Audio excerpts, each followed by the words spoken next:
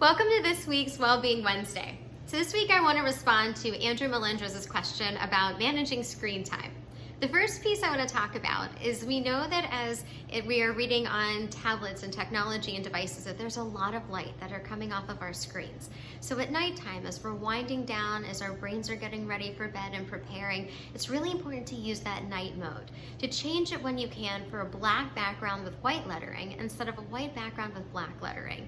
That small change actually creates a significant difference of the amount of light that's being emanated and that is being perceived, sending messages to our brain saying that it's bright out and we should be awake versus it's dark out and it's time for night. It's also when we can, if we can read an actual book instead of being on technology, making sure that we're minimizing how much light and screen time we're getting before bed, we can see that it can actually extend and delay our ability to fall asleep by a significant amount of time. Also during the day, right now in a virtual world, there's only so much that we can do. We have the meetings, we're on all different types of platforms and constantly in front of that screen. We're even hearing the term Zoom fatigue being used out there, even though regardless of the platform, we're seeing it happen. So a couple quick tips to combat that as well. One, if you can, make sure that you really need to do a screen, a face-to-face meeting. It may be possible to just pick up the phone. We automatically now just default to doing a Zoom meeting or a Teams meeting or something virtually instead of picking up the phone and that constant need to sit in the same place. Additionally, what happens is we feel that pressure to focus and stare at the camera at all times so people know that we're paying attention, which can actually cause extra tension in our necks from sitting in the same position.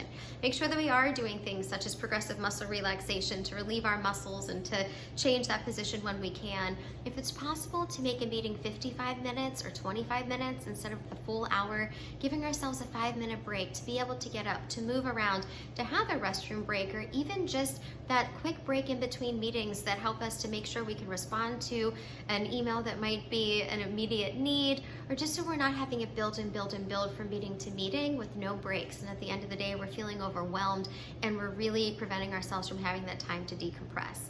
Couple last minute tips. Think about your background. When there's a lot that's going on, it can be really distracting. And then all of a sudden when you have 10 and 15 people in a meeting and you're trying to focus, but there's all these other things that can be going on, think about reducing the background noise, using a simple background. Additionally, it may be a good idea to minimize the picture of yourself. We can be really critical and start looking at and picking at the hair that's out of place or the wrinkle or something that we didn't see before.